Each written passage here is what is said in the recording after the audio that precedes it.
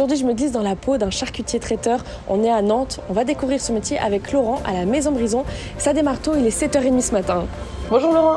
Bonjour, on est ici à partir de 7h30, on fait de la mise en plat. Ok. Tout est fabriqué dans nos locaux de production qui sont un petit peu en dehors de la ville. Ici on va faire de la découpe, finir des assaisonnements, finir des cuissons. Là, on va découper une canne de jarreton. Donc là on voit bien Les tomates confites. voilà, les tomates confites, le jarret, la pistache. Le jarret de porc c'est une partie assez nerveuse mais qui a beaucoup de goût. Donc ça vous pouvez manger ça avec une petite vinaigrette ravigote ou quelque chose comme ça, ça se marie très bien. Toute notre charcuterie elle est faite sans nitrique. On l'a pas remplacée pour autant par des poudres. Je voudrais pas séparer une poudre pour reprendre une poudre. Ça m'intéresse pas du tout. Ouais. Sur le choix des matières premières, comment est-ce que tu sources tes matières premières? On essaye d'être local, c'est une des priorités. C'est pas la plus importante, pour moi la plus importante, c'est la qualité. La qualité de production, la qualité de l'élevage et la qualité que j'aime bien, le bien-être animal. Les porcs élevés en plein air, qui gambadent sur plus de 500 mètres de long. Donc, Ça, c'est extrêmement rare. 3% de l'élevage porcin en France est en plein air. tous nos porcs, D'accord. toutes nos volailles. Chapeau.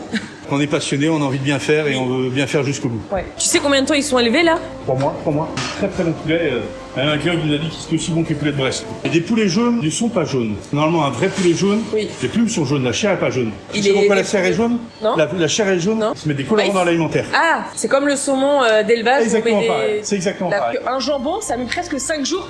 Nous, on n'y pense pas quand on achète un jambon au supermarché ou chez un artisan. On voit la tranche de jambon et on se dit que c'est assez rapide.